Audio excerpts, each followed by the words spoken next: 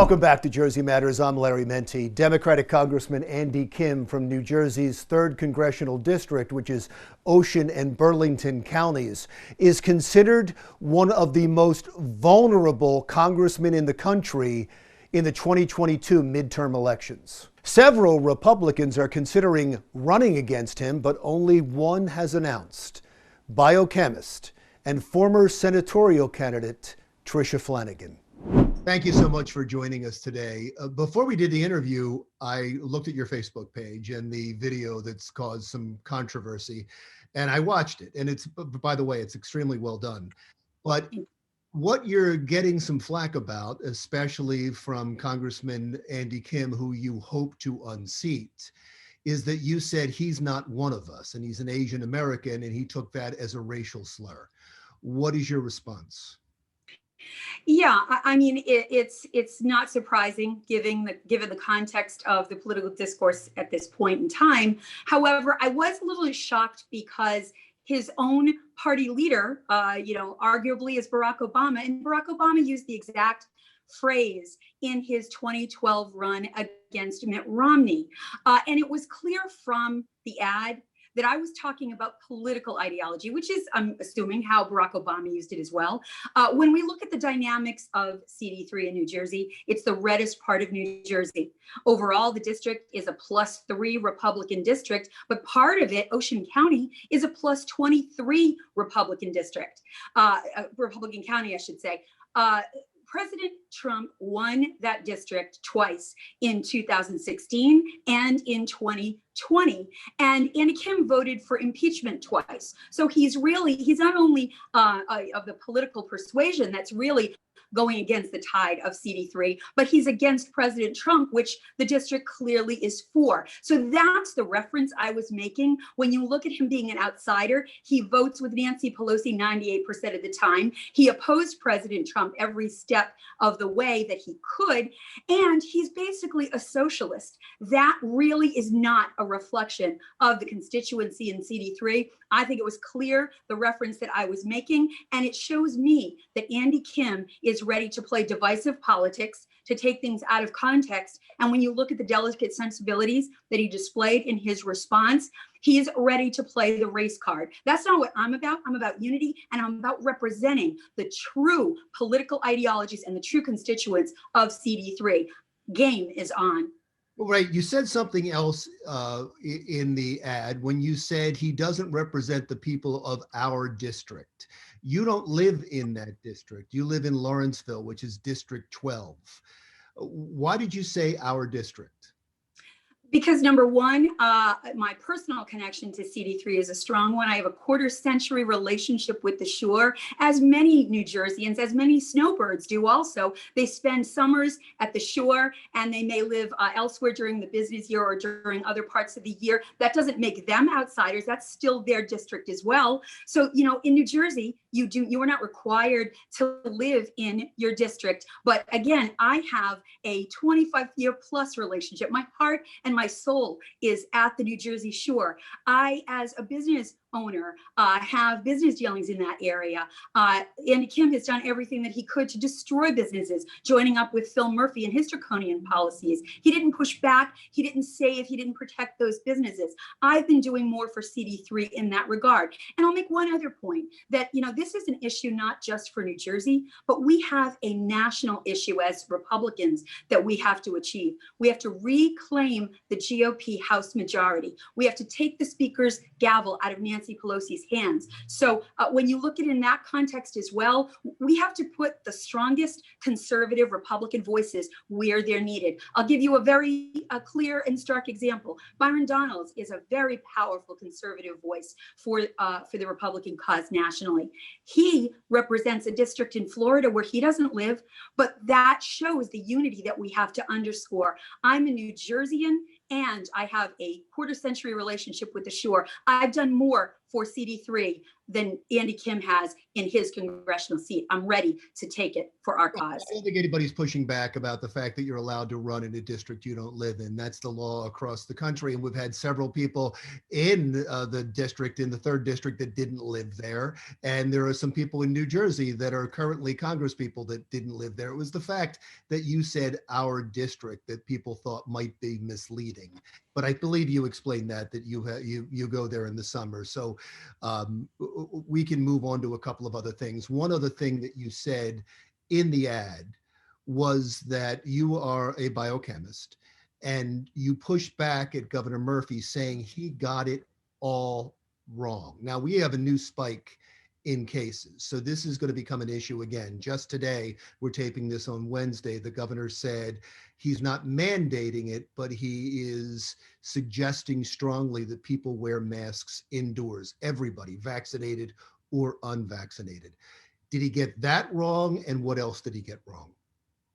Well, yeah, I think when you look across the board, the policies that he's implementing is not reflecting what the real science says. So I'd like to first take the resurgence issue that you just mentioned.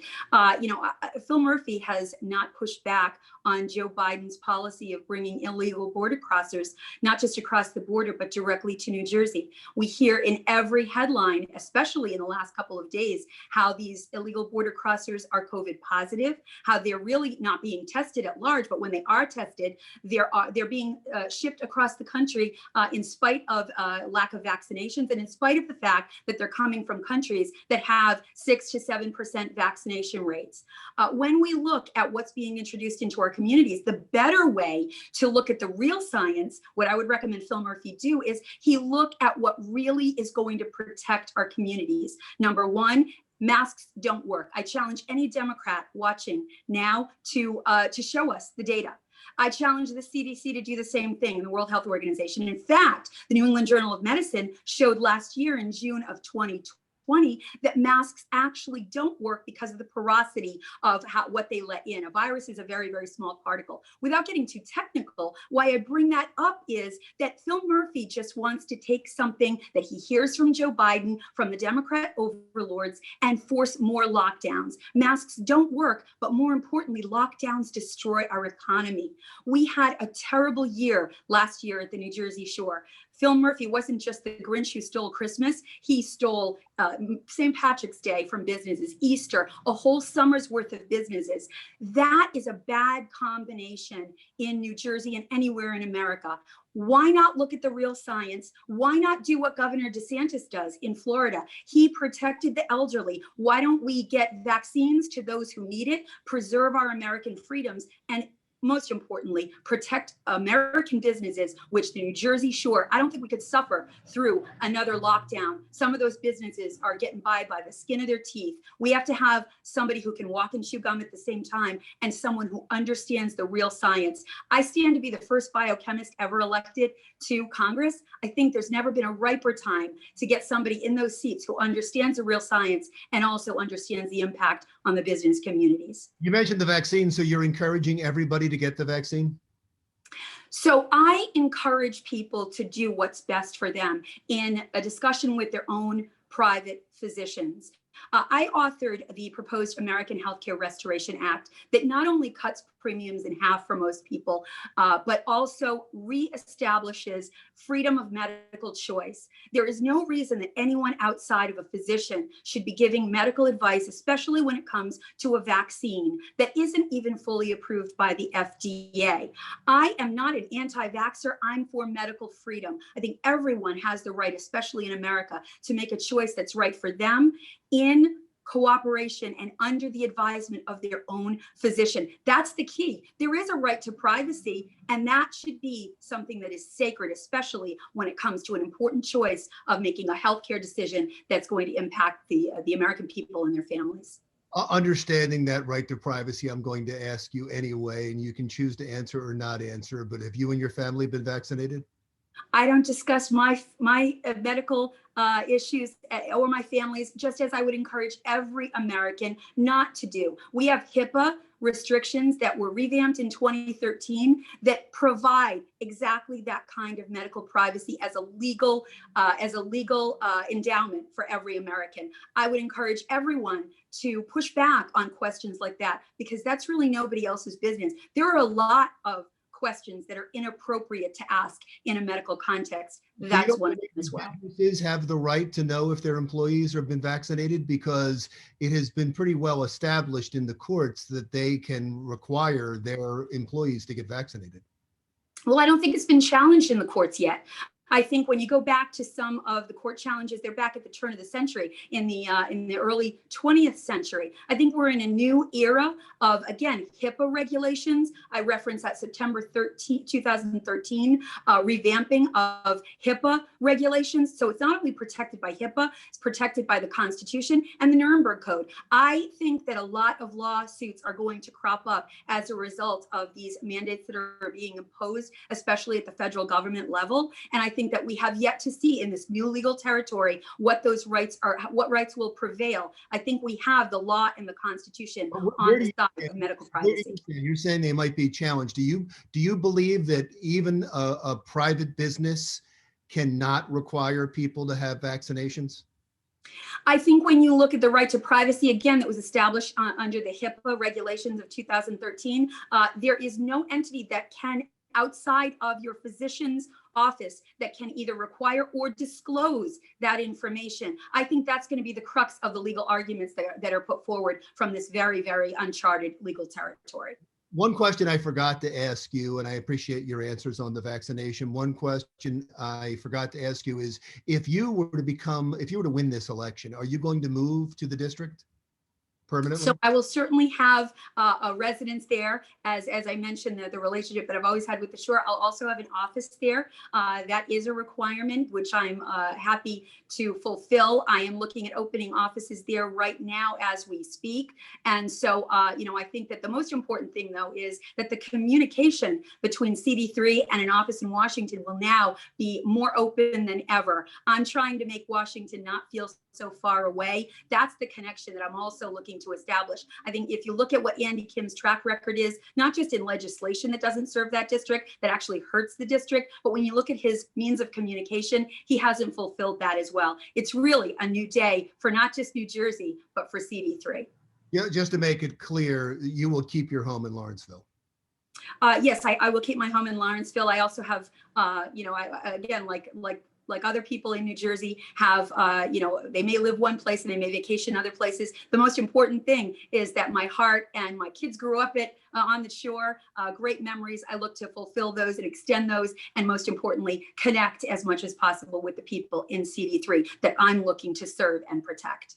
I don't want to jump too far ahead, because if you look at every political prognosticating site in the country, the district is one of the most flippable in the country. It's either the number one or it's somewhere in the top 10. That means it's going to attract a lot of interest. You're going to have a lot of challengers, people coming after you. And one of them, Robert Healy, happens to be very rich if he decides to get in the race, and is self-funded. What do you, in a crowded field, since the Republican Party really hasn't endorsed you in the past, in a crowded field, how do you think you could fare? Well, I think number one, the district, as you said, it's +3 Republican overall, +23 Republican in Ocean County itself. Now, here's the problem and the issue with a candidate like Rob Healy. He hasn't even declared his party affiliation. He's currently registered as an unaffiliated voter. I'm not sure how he thinks he could represent the true conservative values that CD3 embraces by not even declaring as a Republican. We're talking about the deepest red part of New Jersey. I've been a Trump supporter since the escalator. My policies and the provisions that I'm already working to provide CD3 are already well known. When you have someone like a Rob Healy, who is just trying to buy a congressional seat, we've seen how that goes in New Jersey. Let's harken back to the first time you and I spoke with when Bob Hugin was a candidate, self-funded, but that meant that he was really disconnected with the people that he was looking to serve. He lost by 12 points in that race. It may be that the establishment likes self-funders, but the people of New Jersey are looking for someone who's going to represent their heart, their soul, and their values. And I'm clearly that candidate. And I'm already in the race. Rob Healey's thinking about it. We don't need people who are thinking about things. We're in a political climate where we need people of action. I've declared I'm a true Republican, been so, I've been a conservative all my life. I am ready to fight for what's important to New Jerseyans, and especially CD3 in that reddest part. We support President Trump, and we support true conservative candidates. I intend to be that nominee.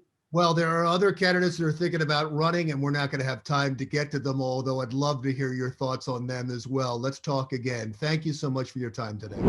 Tricia Flanagan, Republican candidate for Congress.